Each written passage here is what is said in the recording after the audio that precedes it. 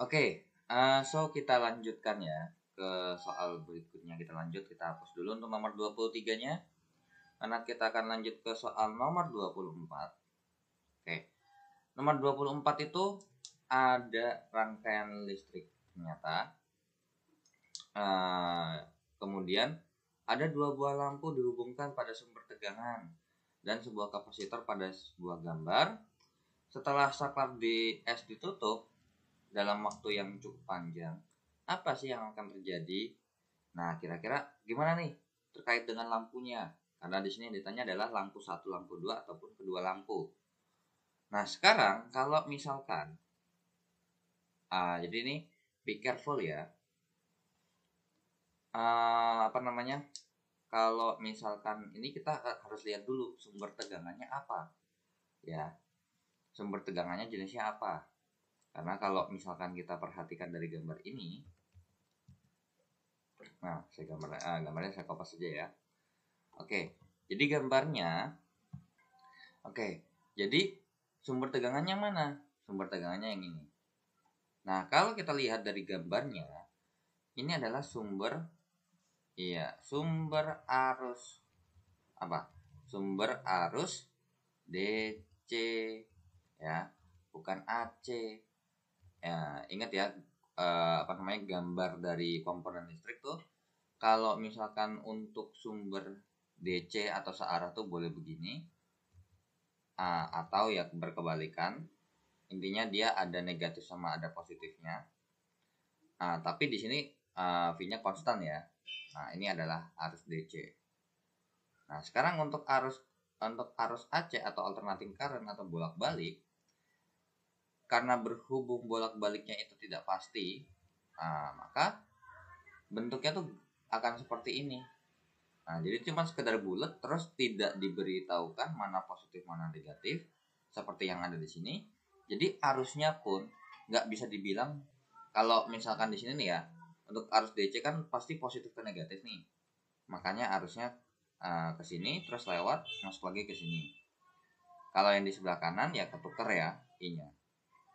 Kalau arus AC ini bisa ke sini bisa ke sini I-nya. Jadi bisa bolak-balik, bisa ke kiri bisa ke kanan lah intinya. Ya tetap searah ya, kiri kanan, cuman bedanya adalah besar arusnya. Karena kalau misalnya untuk gambar grafik dari DC itu, untuk V-nya ya, untuk V-nya itu begini, dia konstan terus ya, V terhadap satuan waktu. Nah, sedangkan untuk arus DC, ini V terhadap satuan waktu itu gambarnya membentuk grafik sinusoidal, yang bentuknya gambarnya grafik sinus ya. Gambar grafik sinus tuh ya tinggal gambar aja sih. Nah, gambar grafik sinusnya tuh begini, seperti ini. Jadi makanya besar arusnya tuh nggak pasti tetap.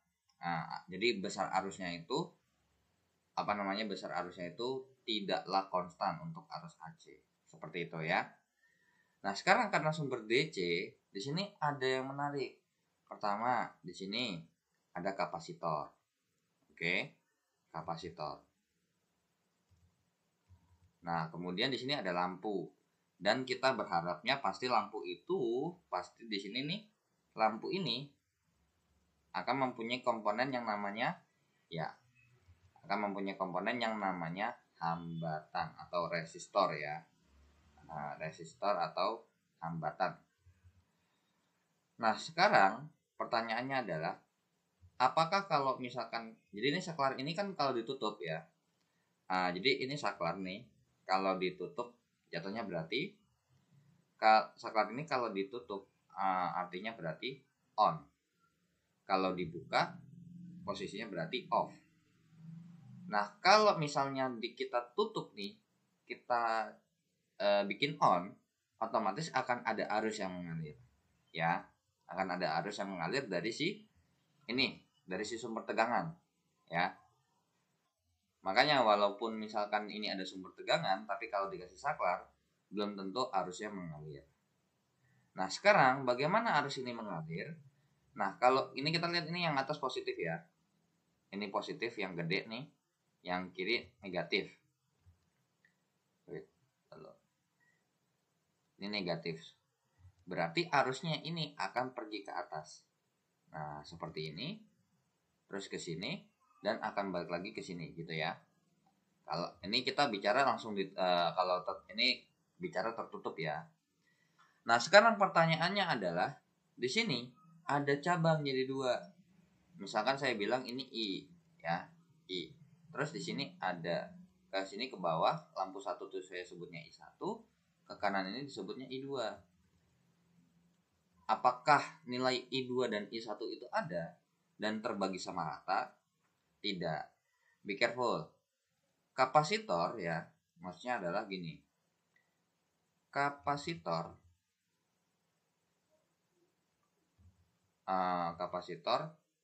pada arus DC bertindak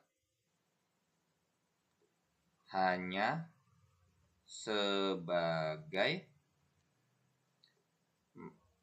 penyimpan ya, penyimpan energi listrik seperti itu. Sedangkan untuk kapasitor ya, kalau kan ini kan kapasitor nih, kalau pada arus AC gimana? Nah, pada arus AC kapasitor itu selain untuk menyimpan energi listrik ya, ini akan memiliki beban. Nah, makanya ingat ya, kan berdasarkan hukum Ohm. Hukum Ohm itu apa? Hukum Ohm itu yang paling dasarnya adalah I sama dengan V per R. That means berarti ini kita bisa katakan arus akan ada jika ada V dan R. Tetapi ketika di sini sumber arus DC, kapasitor ini cuma bertindak sebagai penyimpan. That means berarti I2-nya stop sampai sini. Di sini nggak akan ada yang namanya tidak akan ada yang namanya I1 nih sepanjang ini. Maka di sini I2-nya bernilai 0 dan I1-nya bernilai tidak akan 0. Nah, berarti kalau misalnya nih harusnya logikanya misal di sini saya gambar ulang lagi ya. Saya bikin kompas begini. Cuman bedanya adalah misal nih saya bikin begini aja nggak ada kapasitor ya. Kalau ini harusnya kan ini kalau normalnya ya kita anggap nggak ada kapasitor, maka di sini harusnya akan begini. Seperti ini adalah I, kemudian ini I1 dan ini adalah I2. Kemudian lanjut lagi seperti ini. Itu untuk I2, kemudian lanjut lagi masih I1 dan akan menjadi I total lagi atau I secara keseluruhan. Nah, kalau di sini dengan beranggapan si ininya identik, berarti kan kita bisa bilang bahwa di sini R1 atau R di lampu 1 sama dengan R2. Artinya bebannya sama rata. Nah, kalau misalkan nih ternyata bebannya sama rata, kalau misalnya jatuhnya tuh kayak kalian dikasih pilihan 2 jalan, ke kiri ataupun ke kanan, tapi bebannya sama, ya mau kiri mau kanan pun sama aja. Tapi kalau misalkan dikasih maksimumnya, maka yang akan terjadi adalah, di sini kalau yang akan terjadi adalah I1-nya adalah setengah dari I total dan I2 ini adalah setengah dari I. Nah, kalau misalnya ini terjadi seperti ini, maka bisa kita katakan apa? Iya, lampunya akan sama terang. Tapi kalau misalnya kalau di atas ini bisa kita pastikan apa? Ya, lampu 1 di sini dapat disimpulkan bahwa lampu 1 akan lebih terang. Ya, lebih terang daripada lampu kedua. Jadi jawabannya adalah yang B. Nah, di sini dengan syarat karena berhubung ini I2-nya 0, berarti lampu yang kedua tidak menyala ya. Nah, karena ternyata ini jadi nggak ada hambatannya nih, gitu. Jadi di sini kayak ibaratkan dipotong ya. Jadi ini nggak dianggap. Jadi karena kapasitornya ini nggak punya beban, jadi jadi bisa diabaikan ya kapasitornya. Jadi ini kayak diputus. Kalau misalnya kita anggap ini adalah sebuah jalan, ini nggak bisa buat ngelanjutin ya. Oke, jadi jawabannya adalah yang B ya. Lampu 1 bertambah terang dan lampu 2 tidak menyala. Kalau misalkan ini dihitung, maka kedua lampu tetap menyala ya. Karena kalau misalkan kalau ini berarti sama rata, kurang lebih seperti itu. Oke, so kita lanjut ya ke soal berikutnya. Kita hapus untuk soal nomor 24-nya. Oke, untuk soal nomor 25, gambarnya seperti ini ya. Oke, jadi mungkin ini gambarnya yang saya pindahin aja. Ini saya tarik ke atas supaya biar tidak terlalu memenuhi ya. Nah, seperti ini. Katanya ada dua buah kawat konduktor seperti pada gambar yang jaraknya L-nya ini kurang lebih 1 meter. Terus dipasang membentuk sudut 30 derajat terhadap bidang horizontal. Jadi ini jatuhnya tuh miring ya. Nah, jatuhnya tuh benar kayak misalkan harusnya kalau kalian bikin papan atau bikin papan tuh kan ini bentuknya papan gitu ya. Harusnya begini, tapi ternyata bentuknya tuh seperti ini. Ya. Oke, jadi ini kalau tampak depan, tuh kurang lebih akan seperti ini tampak depannya. Set. Nah, seperti ini. Nah, seperti itu ya. Ini kawatnya nih. Nah, oke. Kemudian ujung ke bawah kedua kawat tersebut dihubungkan dengan resistor yang R-nya besarnya 3 ohm. Oke, berarti ini diketahui bahwa L-nya itu sama dengan 1 meter, terus θ-nya adalah 30 derajat, terus kemudian R-nya adalah 3 ohm. Kemudian sebuah batang konduktor dengan massa M bergeser turun di sepanjang rel. Oke, jadi ini kayak ibaratkan jatuhnya rel, dan karena berhubung dia miring, maka berhubung dia miring ya, misalkan saya ambil sebuah titik di sini kurang lebih. Ini adalah batangnya ya. Dia akan bergerak ke bawah. Nah, pada daerah tersebut terdapat medan magnetik seragam yang besarnya B sama dengan 2 Tesla dan berarah horizontal. Oke, jadi di sini tuh ada arah B-nya. Tapi di sini yang cukup menarik adalah sebelum kita bahas secara B-nya dulu ya. Berarti kan gini. Ketika benda punya massa, soalnya ini takutnya nanti bentrok ya. Makanya di sini saya pisah. Pasti otomatis punya gaya berat ya. Nah, gaya berat seperti ini. Nah, berarti biasanya pasti ini udah jelas banget ya. Ini akan jadinya V kali sin theta. Dan ini adalah W cos theta. Kenapa bisa dapat seperti itu? Karena kalau kita uraikan atau kita cari ini sudutnya, sudut theta itu akan ada di sini. Ya. Sudut theta itu akan ada di sini karena kalau kita tarik garis bantu, ya, ini garis putus-putus ya, yang garis horizontalnya. Dan ini saya tambahin seperti ini. Dan ini adalah satu yang tegak lurus ya, misalkan. Maka ini udah jelas banget nih. Theta di sini, ini pasti di sini juga theta ya. Nah, saya tambahin lagi nih, ini theta, udah jelas banget. Kemudian, kalau misalnya ini theta, misalkan ini anggap aja kita bikin 30, nanti ini 60 dong, ya kan? Nah, terus kalau misalnya ini kita kaitkan, nah, kalau kita kaitkan, sebenarnya kalau kita kaitkan itu, berarti ini pun yang di bagian sini akan setara dengan tetanya juga. Nah, ini setara dengan theta karena kalau kita kaitkan dengan di sini ini adalah sudut berseberangan dalam. Sedangkan kalau ini sudut bertolak belakang. Nah, akhirnya ini kan pasti selang-seling kan. Nah, di sini tuh akan membentuk sebuah theta juga. Nah, karena kalau misalnya ini nih bertolak belakang ya, seperti itu. Tapi ini tetanya kan belum tahu. Nah, berarti ini sama ini. Nah, intinya nih kalau ini 30, ini 60 gitu ya. Kemudian lanjut lagi dengan permisalan tertentu. Oke, kalau ini 30, ini kan 60. Terus ini kan siku-siku. Otomatis ini 30 lagi dong. Nah, makanya setara dengan theta. Ya. Makanya tetanya tuh ada di sini. Sehingga yang dekat itu cos, yang jauh itu sin. Seperti itu.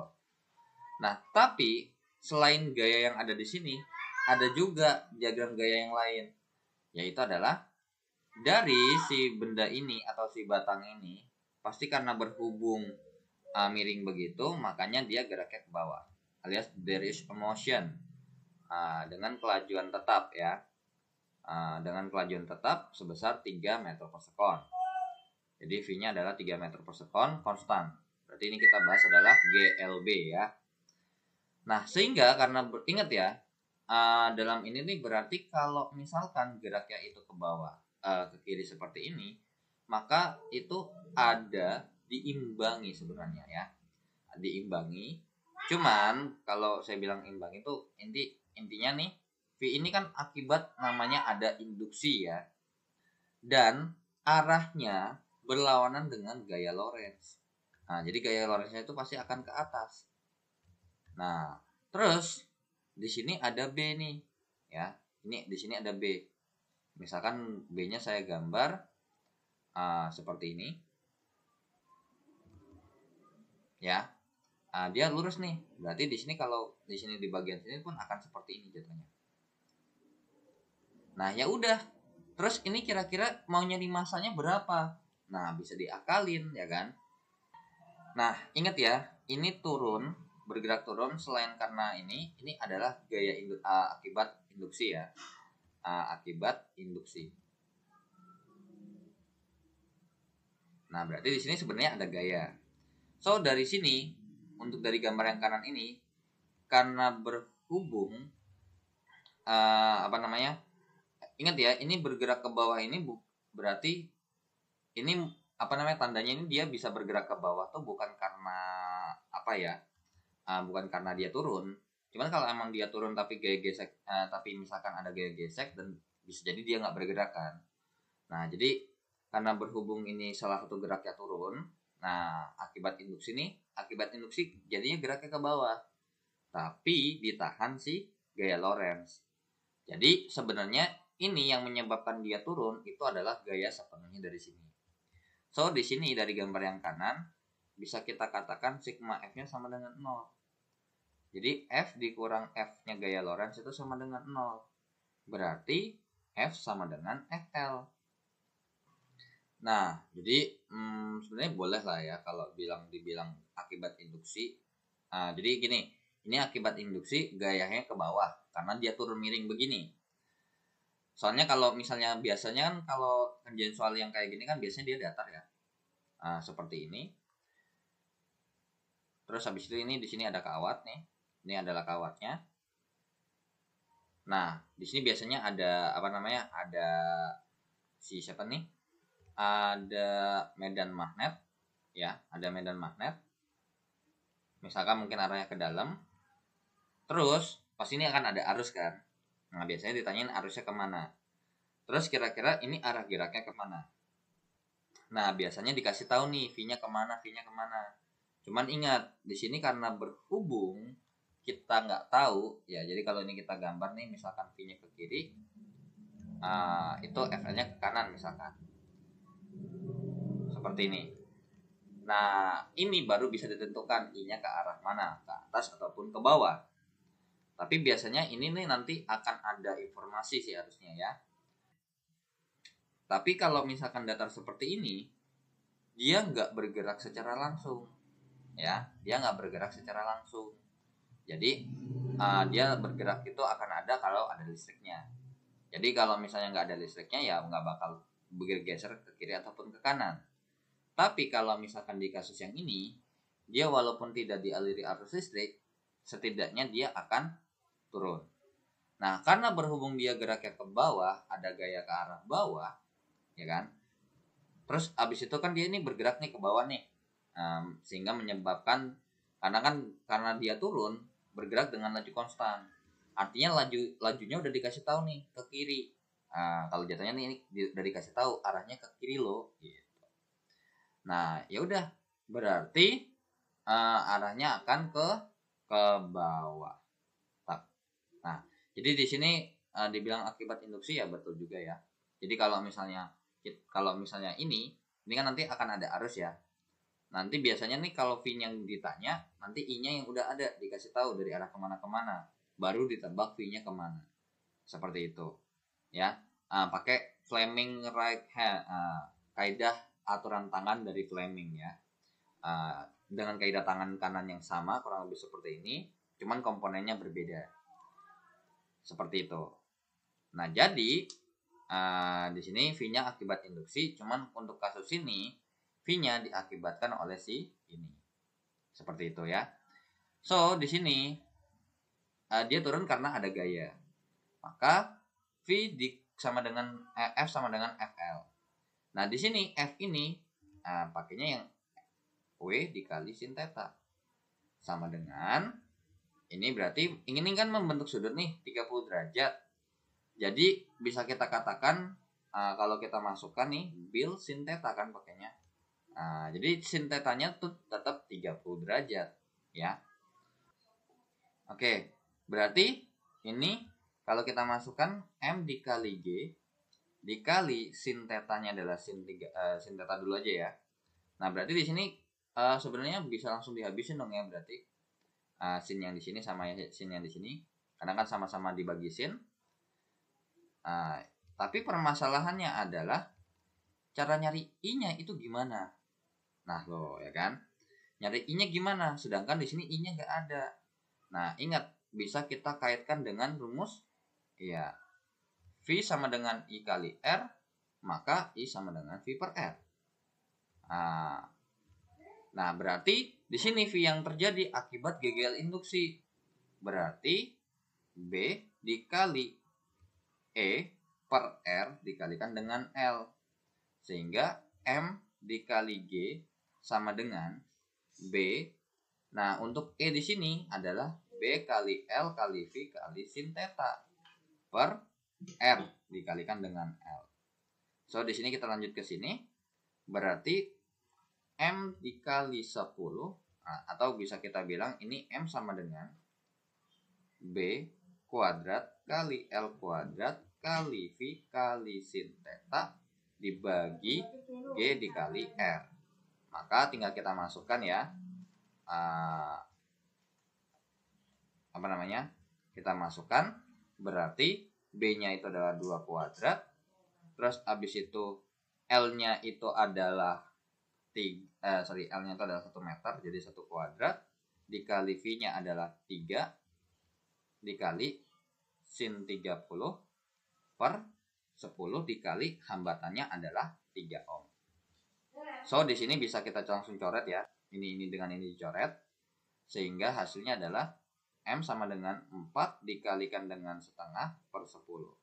That means berarti M sama dengan 2 per 10 kilogram atau setara dengan 0,2 kilogram. Jadi untuk nomor 25 jawabannya adalah yang A. Seperti itu ya. Oke, so kita lanjut ya ke soal berikutnya. Jadi be careful ya terhadap soal seperti ini. Takutnya ini bingung. Ini kurang lebih bentuknya seperti apa. Jadi ini bentuknya tuh miring. Terus kemudian jangan lupa diuraikan diagram gayanya. Oke, jadi kita langsung lanjutkan aja ya. Beda sama soal yang biasa. Kalau biasa kan datar ya. Cuman kotak doang. Terus kita lihatnya tampak dari atas seperti itu. Oke, so kita lanjut ke soal nomor 26. Dalam suatu reaksi nuklir, sebuah neutron ditangkap oleh sebuah inti 10 boron 5 dan menghasilkan sebuah inti yang baru yaitu adalah 42He atau inti helium dan inti litium. Jika massa neutron, boron, helium, litium masing-masing bla bla bla bla bla, energi yang dihasilkan dari reaksi ini adalah gimana? Ini materi easy ya. Jadi sebenarnya tinggal ini jatuhnya tuh kayak campur sama kimia. Cuman bedanya adalah kalau di reaksi kimia kan harus di reaksi kimia kan nggak terlalu penting nih angka-angka yang di sini. Kalau dalam sebuah reaksi, palingan kalau dalam membentuk ikatan mungkin ada hubungannya. Jadi di sini ada 10 boron 5, atau biasa saya nulisnya begini aja ya, nggak apa-apa, jangan bingung. Kemudian menangkap sebuah neutron. Nah, di mana neutron itu kan N nih, dengan bawahnya 0, atasnya 1. Seperti itu. Kemudian katanya dia menghasilkan sesuatu nih, inti baru, yaitu adalah helium dengan nomornya bawahnya 2 dan atasnya 4. Kemudian dengan litium yang bawahnya 3, atasnya 7. Nah, tapi permasalahannya adalah di sini katanya energi yang dihasilkan. Sudah make sense nih, pasti E-nya di sini. Cuman kita akan cek, bener nggak sih E-nya di sebelah kanan? Nah, sekarang kita cek. Di sini kan kebagi jadi 2 nih, jadi 2 kubu ceritanya. Ada kubu yang kiri, ada yang kubu yang kanan. Tapi sebelum kita lanjutkan, coba dicek dulu nomornya udah pas semua belum. 5 sama 0. Berarti 5 ditambah 0 sama dengan 5. Sedangkan kalau di kanan 2 ditambah 3 ternyata udah pas. Terus yang di atas ini 10 tambah 1 sama dengan 11. Ini ya 4 ditambah 7 sama dengan 11. Berarti udah pas nih. Nah, ya udah, berarti barulah kita bisa masuk ke perhitungan energinya. Nah, di sebelah kiri energinya boron sama neutron. Lihat boron sama neutron. Nah, di sini biar nggak bingung ya. Neutron itu adalah energinya adalah 939 mega elektron volt per C kuadrat.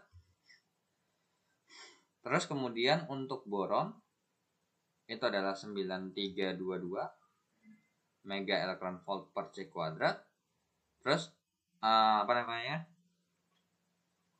untuk si helium itu adalah 6532 mega elektron volt per C kuadrat. Terus untuk litium itu adalah 3726 mega elektron volt per C kuadrat. Nah, sekarang di sebelah kiri itu cuma ada neutron dan boron. Nah, di sini kan energi diam nih, ya kan? Jadi sebenarnya kalau bergerak itu nanti tergantung sama kecepatannya berapa, ya. Jadi ini ada hubungannya dengan teori relativitas ya. Dimana E itu adalah, nah jadi untuk E ini adalah kalau E0 itu baru M0C kuadrat, sedangkan kalau untuk E-nya itu sendiri adalah MC kuadrat. Nah, dimana kalau misalkan ini dikaitkan ke bawah sini, itu adalah M sama dengan gamma dikali M0. So, berarti di sini bisa kita katakan bahwa E sama dengan gamma dikali M0 dikali C kuadrat. Makanya ada rumus seperti ini. M0 C kuadrat per akar dari 1 kurang V kuadrat per C kuadrat. Nah, permasalahannya adalah di sini V-nya nggak dikasih tahu berapa kecepatan cahaya. Nah, so that means berarti kita anggap dia melajunya setiap kecepatan cahaya deh, gitu. Jadi energi yang dihitung langsung aja polosan. Untuk yang sebelah kiri 939 ditambah dengan 9322 itu kalau ditotalin berapa nih? Coba. Nah, jadi totalnya ini kalau dihitung adalah 10.261. Kalau yang di sebelah kanan itu berapa sih? Nah, helium sama litium 6532 ditambah dengan 3726. Jadinya kalau kita hitung adalah ini 8 5, 12, 10, 2, 5, 8. Seperti ini kan. Nah, ternyata di sebelah kanan ini lebih kecil daripada yang di sebelah kiri. Nah, supaya mengimbangkan, kita butuh energi di sebelah kanan. Nah, sekarang supaya mengimbangkan berarti ditambah berapa nih? Ya udah, ditambah 3. Jadi jawabannya adalah yang C, ya.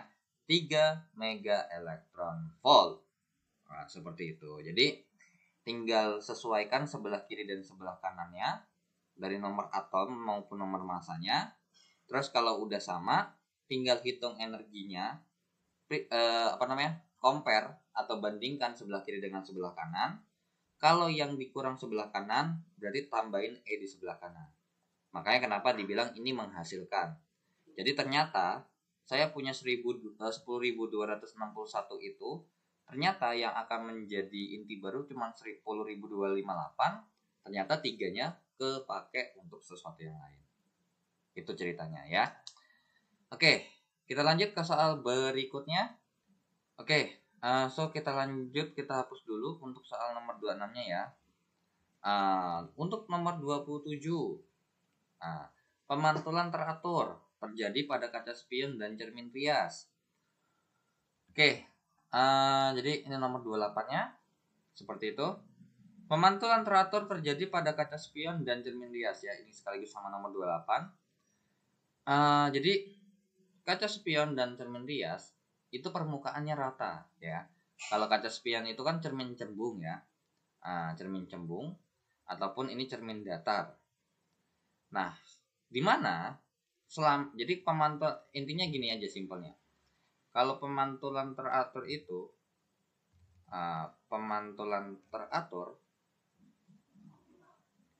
adalah pemantulan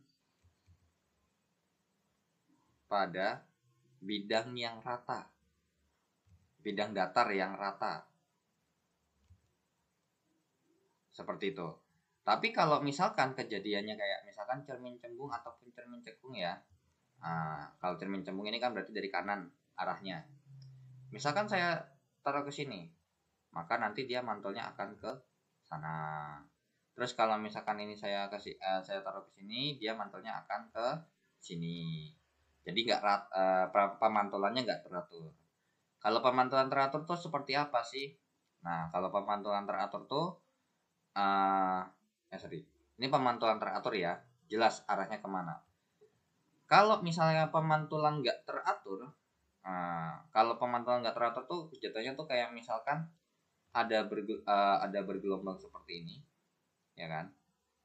Tapi kenanya tuh bisa macam-macam, entah nanti bakal kemana, jadi nggak rata. Karena berhubung nggak rata nih, jadi misalkan permukaannya bergelombang seperti ini.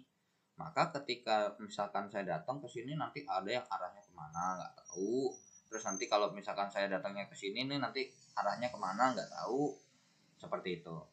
Jadi untuk kaca spion dan cermin rias karena rata, makanya teratur, makanya bayangannya jelas. Cermin rias pun juga sama, pemantulan teratur. Cuman untuk pemantulan yang terjadi pada spion dan cermin bukan merupakan pemantulan sempurna. Hati-hati, bukan merupakan pemantulan sempurna. Ini juga betul. Kenapa?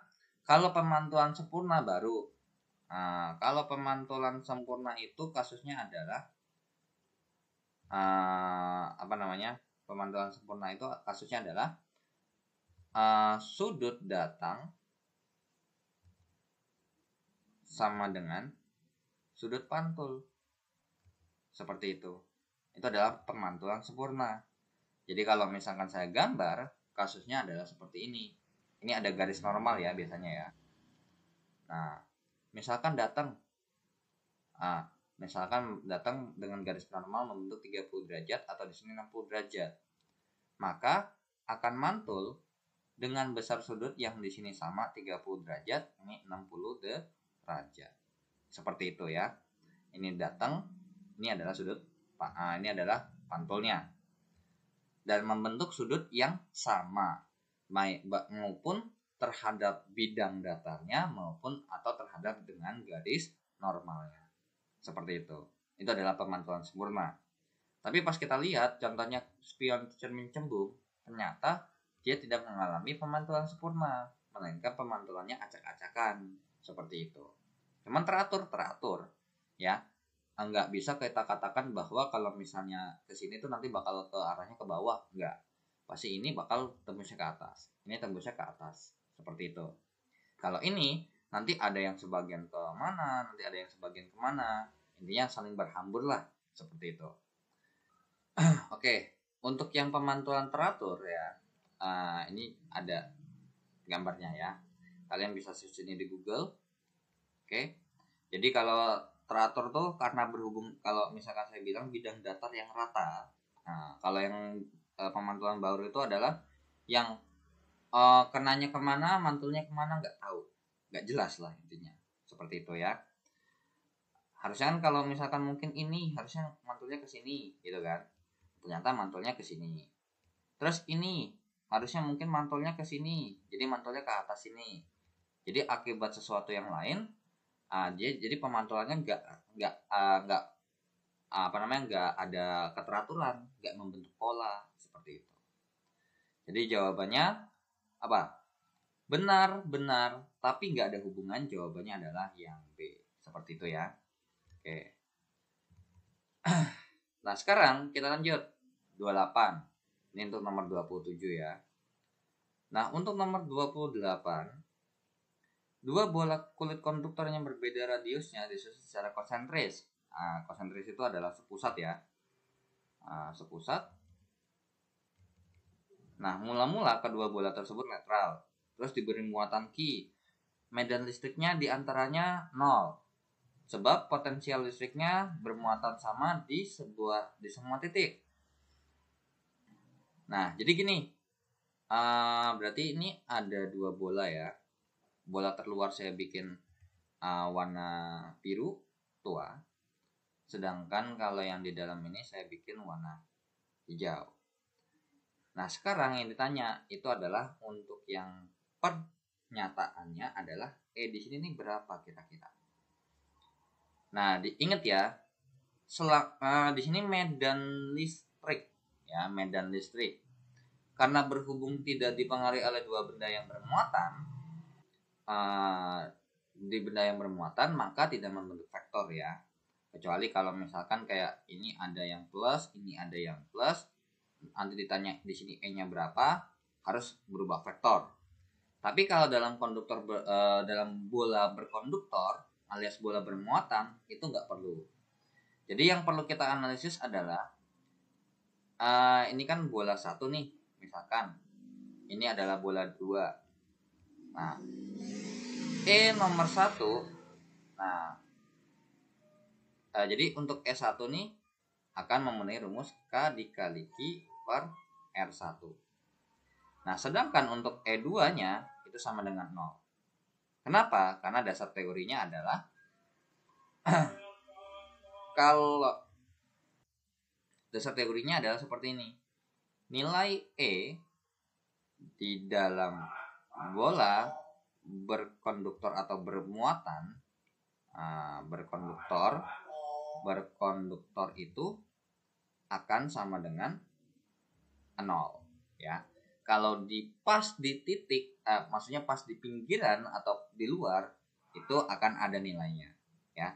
Jadi nilai E di dalam bola berkonduktor itu 0. Tapi kalau misalkan pas atau di luar bola berkonduktor itu tidak akan sama dengan 0, alias pasti lebih besar daripada 0 ya, dan mempunyai sebuah nilai. Ya udah, berarti untuk nilai E-nya, E totalnya berapa? Ya tinggal hitung. Berarti untuk E total itu sama dengan E1 ditambah E2. Ya udah, berarti E totalnya sama dengan K dikali Q per R1 ditambah 0. Berarti di sini punya nilai nih.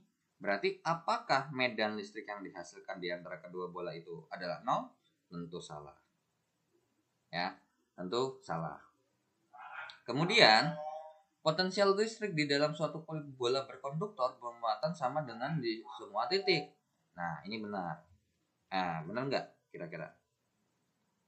Nah, ditanya ini potensial listrik di dalam suatu kulit.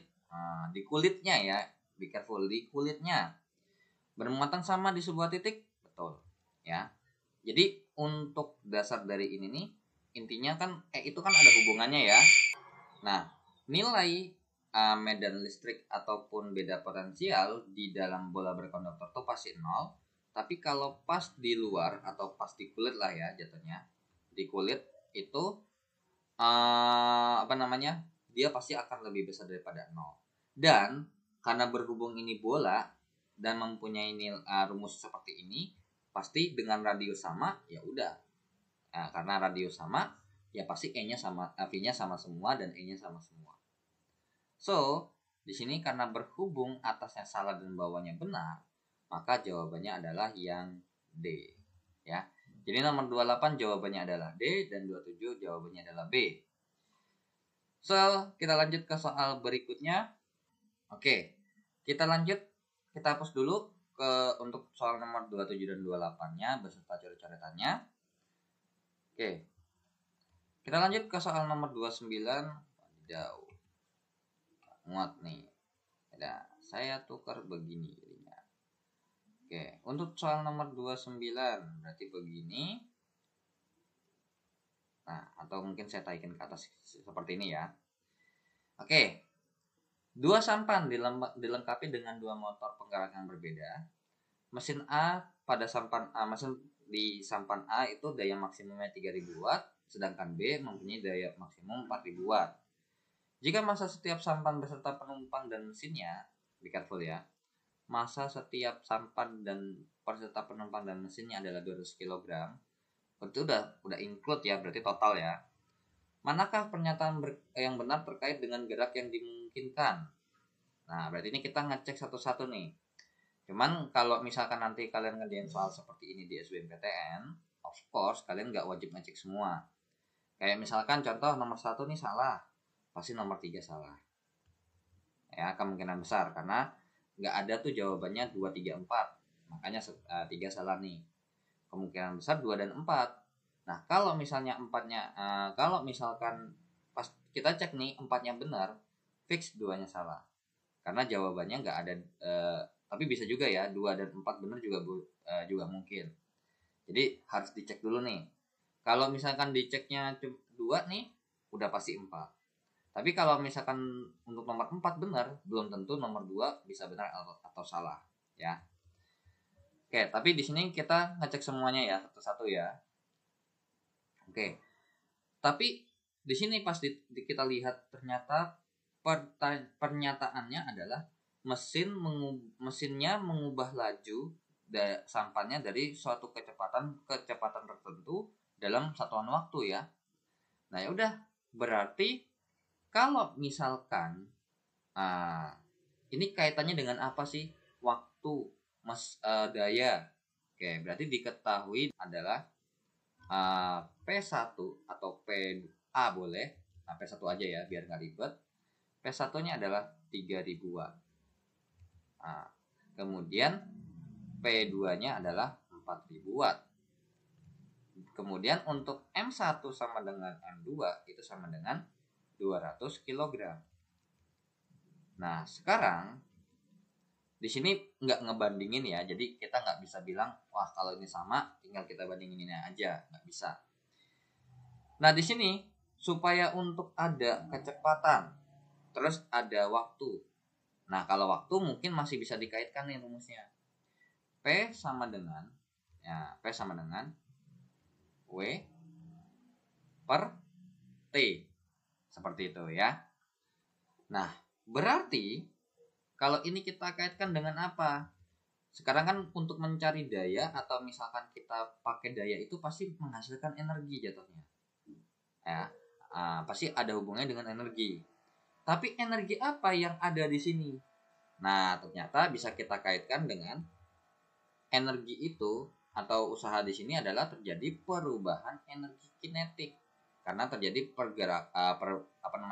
dari bendanya mungkin dari kecepatan sekian sampai sekian. So di sini bisa kita kaitkan berarti W sama dengan delta EK seperti itu, dengan berarti di sini W sama dengan EK2 dikurang EK1, berarti W sama dengan setengah MV kuadrat MV2 kuadrat dikurang setengah MV1 kuadrat, berarti W sama dengan setengah kali M kali V2 kuadrat dikurang V1 kuadrat. Nah, permasalahannya adalah apakah sesuai yang ada di sini? Nah, mau nggak mau kita harus ngecek satu-satu nih. Nah, untuk pernyataan pertama dengan menggunakan konsep dasar yang ini. Berarti di sini kalau kita masukkan, nah kan kita mau ngecek sekaligus ya. Berarti di sini bisa kita simpulkan bahwa rumus P itu kalau ada perubahan energi kinetik itu adalah setengah dikali M dikali V2 kuadrat dikurang V1 kuadrat per T. Ya udah, kita cek dulu, langsung masukin. P-nya adalah untuk ini mesin A ya, untuk nomor 1 mesin A 3000 sama dengan setengah kali 200 dikalikan dengan, di nomor 1 ini 2 jadi 5. Berarti di sini V1-nya, ini V2-nya. Dan ini adalah T-nya. Ya udah, berarti 5 kuadrat dikurang 2 kuadrat per 1. So di ini dihitung, ini kan 100 nih. Ya kan? Berarti 3000 sama dengan 100 dikalikan dengan 25 dikurang 4. Mungkin nggak? Ya, udah jelas ini salah ya. Ini salah. Kenapa? Tidak akan mungkin 3000 sama dengan 100 dikali 25 kurang 4. Salah. Pasti nggak sama dengan ya. Itu yang pertama. Yang kedua, masih mesin A lagi, cuman ini V1, ini V2. Nah, sebelum lanjut, karena berhubung ini satu salah, bisa kita make sure nggak ada 2, 3, 4, 3-nya pasti salah nih. So, untuk yang kedua, kita cek. Kalau ini benar, pasti 4 benar.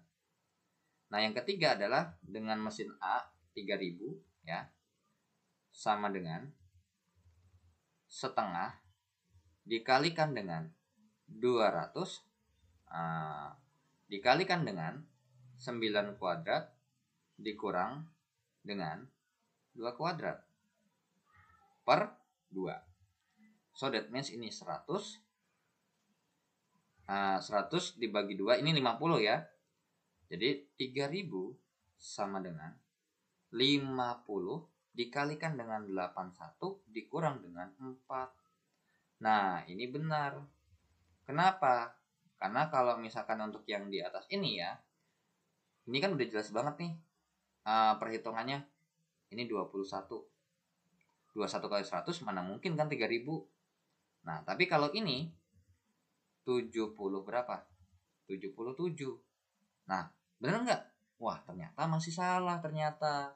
77 dikali 5 mana mungkin 3000-an. Oke, berarti di sini sudah bisa kita pastikan ini salah. Ya udah, jawaban yang benar pasti 4 saja. Jawabannya adalah yang B.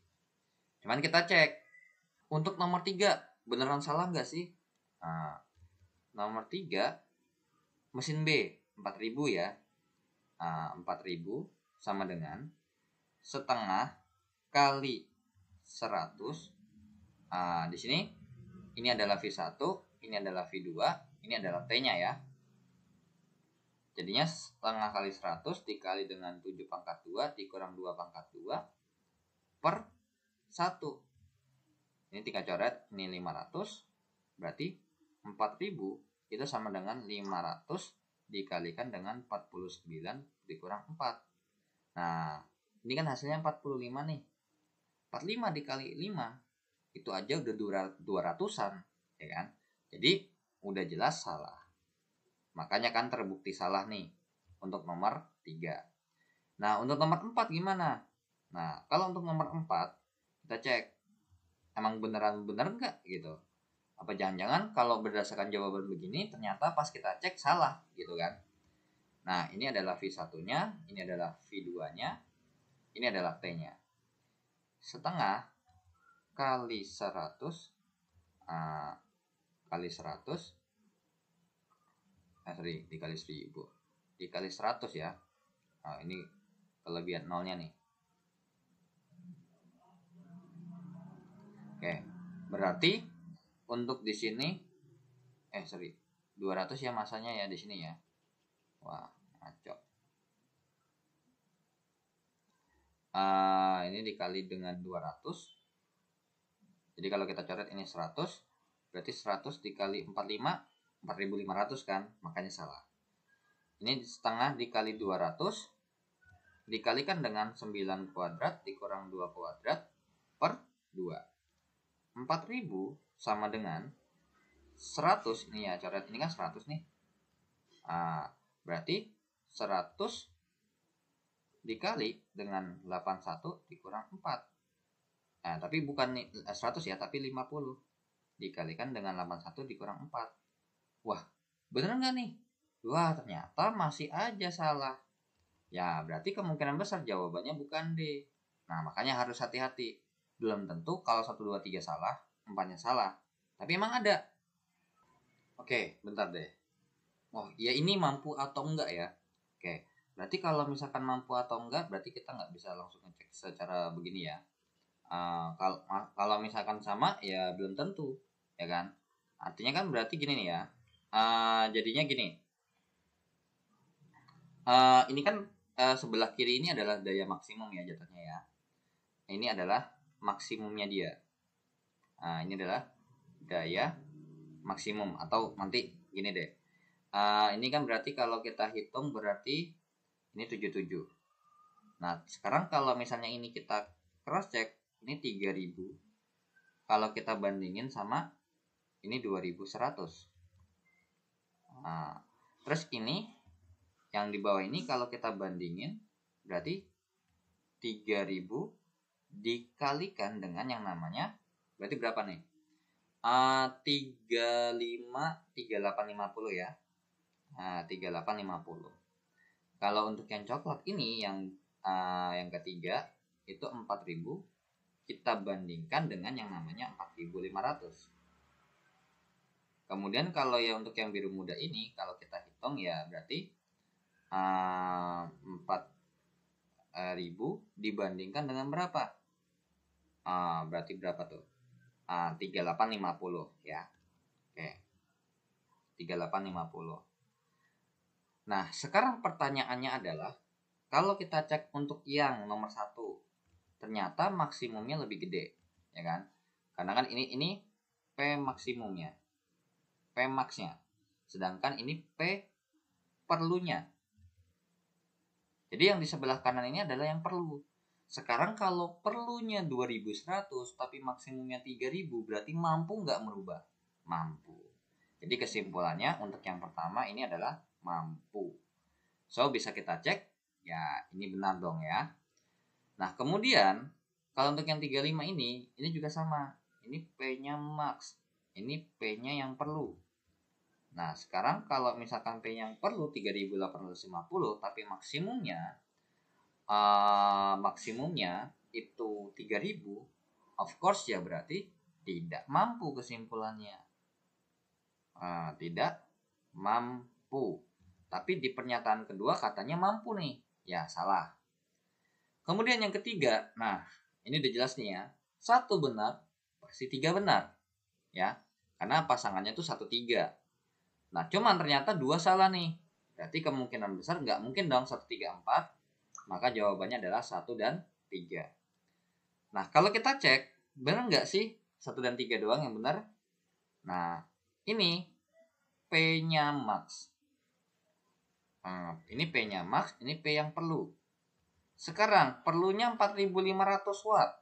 Tapi cuma punya maksimum 4000. Ya berarti bisa kita katakan ya dia tidak mampu. Sedangkan untuk yang biru, ini adalah P max-nya, ini adalah P yang perlu. Nah berarti ini lebih besar dong. Berarti kesimpulannya apa? yang perlu 3.850, tapi saya punyanya 4.000. Ya mampu dong jawabannya. Nah, ternyata pas kita cek untuk nomor 3 tidak mampu nih, benar tidak mampu. Yang 4 salah, kenapa? Karena katanya nggak mampu, padahal sebenarnya mampu.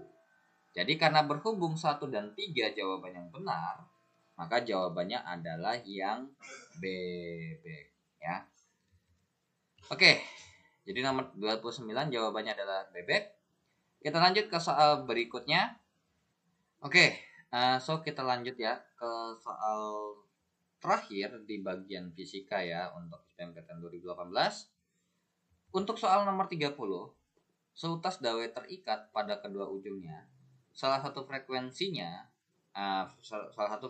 resonansinya adalah 300 Hz dan berikutnya adalah 350 Hz. Nah, pernyataan berikut yang benar. Oke, sebenarnya ini mau langsung pakai rumus aja juga boleh, nggak apa-apa. Oke, di sini cuman agak sedikit be careful ya terhadap pembahasan soal untuk nomor 30 di sini. Karena kalau misalnya kita berpatok pada rumus yang ini, be careful. Di sini nada dasarnya dibilang F1. Nah, kemudian nada dasar itu adalah F2 dan seterusnya. Ada juga yang mengatakan, jadi ini versi rumus lainnya juga ada ya. Di sini F0 nih. F0 nih adalah V per 2L. Ada juga yang mengatakan di sini F1, jadi patokannya adalah ininya ya. Kalau yang di sini yang F1 sama dengan V per 2L itu ngambilnya dari sini. Makanya patokannya, kalau patokannya beda itu emang kadang-kadang bisa beda kok ya. Ini sering kejadiannya kayak letak simpul sama letak perut. Itu juga sama ya. Oke. Nah, yaudah, berarti kalau misalnya ini F1 sama dengan 2V per 2L. Nah, kemudian untuk F2-nya ya, ada atas kedua 3V per 2L. Nah, di atas ketiga atau F3 adalah 4V per 2L. Nah, kalau kita rumuskan, ternyata ini 3, ini 4, ini 2, ini 3. Maka ada rumus baru. Untuk Fn itu sama dengan N plus 1 dikali F per 2L. Jadi yang membedakan apa nih? Nah, yang membedakan adalah, atau ini bisa juga kita bilang N tambah 1 dikali F0 ya. Yang membedakan adalah patokannya. Kalau asalnya ada yang bilang nada dasar itu adalah F0, ada seperti itu ya. Nah, kalau misalnya ini kira-kira pakai rumus yang mana sih? Pakai yang kiri ataupun yang kanan? Nah, ini pakai yang kiri ya. Jadi nanti kita compare ya. Apakah kalau misalnya kita pakai yang kiri nanti jawabannya dengan yang di kanan itu malah yang di kanan tuh jawabannya ada, terus yang di kiri gak ada, ataupun yang kiri ada, di kanan gak ada. Karena udah pasti jelas ini jawaban yang berbeda. Nah, sekarang kalau kita perhatikan berarti di sini kalau di sini nih untuk yang di sebelah kiri N di sini adalah 1, 2, 3, 4 dan seterusnya. Sedangkan kalau untuk yang di sini N-nya adalah 0, 1, 2 dan seterusnya. Cuma bedanya adalah kalau ini pakai patokannya adalah nada dasar, kalau ini adalah harmonik. Ya. Ini dasar, ini pertama, kedua, ketiga. Ada juga yang bilang begitu kan. Nah, kalau ini harmonik pertama, harmonik kedua, harmonik ketiga. Ya sama aja sebenarnya sih. Cuman bedanya adalah beda perumusan aja.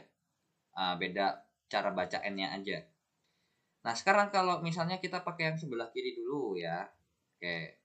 Nah, sekarang kita tahu bahwa di sini kita nggak tahu nih. Di sini dikasih tahu bahwa Fn nggak tahu berapa N yang keberapa itu 300 Hz. Kemudian untuk yang setelahnya itu adalah 350 Hz. Nah, kalau misalnya di sini kita lihat nih berdasarkan rumus yang ada di sini, misalkan saya mau bandingin F1, bandingin F2, bandingin F3 dan ya F1 sama F2 sama F3 aja deh misalkan. Ternyata ini kan 1 dikali F1 ya. Terus ini dibanding 2 dikali F2 dikali F1 dibanding dengan 3 dikali F1. Ikutin rumus yang ada di sini ya. Fn sama dengan N dikali F1. Nah sekarang kalau misalkan kita masukin seperti ini, maka F1 banding F2 banding F3 kalau kita bandingin itu adalah 1 banding 2 banding 3. Berarti bisa kita katakan bisa kita katakan berarti kalau kita bandingkan Fn per Fn tambah 1 sama dengan, ini kan berarti kita nggak tahu nada dasarnya berapa. Intinya di sini nanti N dikalikan dengan F1 per, di sini berarti N tambah 1 dikalikan dengan F1. Nah berarti kan karena berhubung ini sama, makanya langsung kita bandingkan seperti ini. Dan jawabannya adalah Fn per Fn tambah 1, ini adalah ini 300, ini 350, sama dengan N per N tambah 1. Kalau kita sama-sama perkecil, ini jadi 6, ini 7. Berarti dapat disimpulkan bahwa N yang dimaksud adalah 6 ya. Jadi ternyata ini adalah angka ke-6. Seperti itu. Berarti kalau kita masukkan untuk mencari, ini kan ada yang pertama, kedua, ketiga, dan kelima. Maka untuk mencari yang pertama dulu, berarti F6 sama dengan 6 kali F1. Berarti F6-nya itu adalah 300 sama dengan 6 dikali F1. Berarti F1-nya udah jelas 50 Hz. Nah, ya udah, berarti ini udah jelas salah. Ya. Jadi untuk yang satu salah. Otomatis 3 salah nih. Karena kalau kita cek ternyata nada ketiga nih. Berarti untuk F3 sama dengan 3 kali F1. Berarti F3 sama dengan 3 dikali 50 sama dengan 150 Hz. Makanya salah. Kemudian ini yang pertama, ini yang ketiga. Kemudian untuk yang kedua, nada kedua nih, berarti F2 sama dengan 2 kali F1. Berarti F2 sama dengan 2 kali 50. Berarti 100 Hz. Dan sesuai ya. Oke, ini yang 2 sesuai. Dan kemungkinan besar, kan nggak mungkin nih 2 aja benar. Maka jawabannya yang 4 nih pasti benar. Ya. Nah, kita lanjut yang ketiga, yang keempat yang kita cek adalah kelima. F5 sama dengan 5 kali F1. Berarti F5 sama dengan 5 dikali 50 sama dengan, ini saya geser aja ya ke sebelah kanan sini. Ini adalah 250 Hz. Ternyata benar nih jawabannya. Jadi jawabannya 2 dan 4 benar, jawabannya adalah yang C ya. Kalau B itu 1 dan 3 benar. Itu untuk nomor 30 jawabannya C. Dengan menggunakan konsep yang di sebelah kiri nih. Nah kalau pakai yang sebelah kanan gimana? Nah kalau pakai yang di sebelah kanan, kalau pertama itu, kalau kita bikin pakai F1, terus kemudian misalkan kita masukkan ke rumus ini deh. Misalkan kita masukkan ke rumus ini. Berarti misalkan di sini F sekian, tapi ini akan lebih besar daripada awalnya. Nah, kalau kita hitung seperti itu, misalkan kita bandingkan Fn, berarti Fk ya, kalau saya bikin boleh, per Fk tambah 1, berarti sama dengan, ini kan berarti N tambah 1 ya, kalau N-nya berarti K tambah 1 dikalikan dengan F0 per K ditambah 2 dikalikan dengan F0. 300 per 350 sama dengan K plus 1 per K plus 2. Ini 6, ini 7 ya, ini 7. Berarti bisa kita dapat K-nya ini adalah 5. Dan berarti bisa kita katakan di sini karena berhubung K-nya 5 atau F5 sama dengan 300 Hz, ini adalah nada atas ke. Nah, kalau kita pakai yang ini kan nada atas nih. Kalau F0 itu adalah nada dasar, F1 adalah nada atas pertama, berarti ini bisa kita katakan dia nada atas ke-5, 300 Hz. Cuman masalahnya ini kan nggak dikasih tahu, bukan nada ke atas, nada atas ke berapa, tapi resonansi. Ya, that means berarti kita pakai yang harmonik saja. Jadi kalau pakai yang sebelah kanan pun boleh sebenarnya. Cuman kalau untuk mencari di sini berarti F5 sama dengan 300 Hz ya. Kan-nya kan 5 nih. Ya udah berarti F5 itu sama dengan berarti F5 sama dengan kalau kita lanjutin berarti 6 dikali F0 sama dengan 300, berarti F0-nya adalah 50 Hz. Jadi resonansi pertama ini adalah, ini kalau kita bilang pakai yang sebelah sini, ini adalah nada dasar. Seperti itu ya. Pertama itu pasti nada dasar ya. Jadi di sini nggak ada nada atas, nada atas keberapa. Karena yang kita pakai emang sebenarnya untuk soal nomor 30 tuh yang kita pakai adalah yang harmoniknya. Seperti itu ya. Karena resonansi. Kecuali di sini frekuensi nada atas pertama, frekuensi nada atas kedua, seperti itu baru pakai yang di sebelah sini. Oke. Jadi segitu aja yang bisa saya sampaikan terkait pembahasan tentang soal fisika untuk SBMPTN 2018 dengan kode 4717. Terima kasih yang sudah menonton video ini dari awal sampai akhir, dan terima kasih yang sudah donasi di saweria.co untuk membantu perkembangan channel ini supaya bisa membeli perangkat yang memadai. Akhir kata dari saya, wassalamualaikum warahmatullahi wabarakatuh. Don't like and share jika bermanfaat. Bye bye.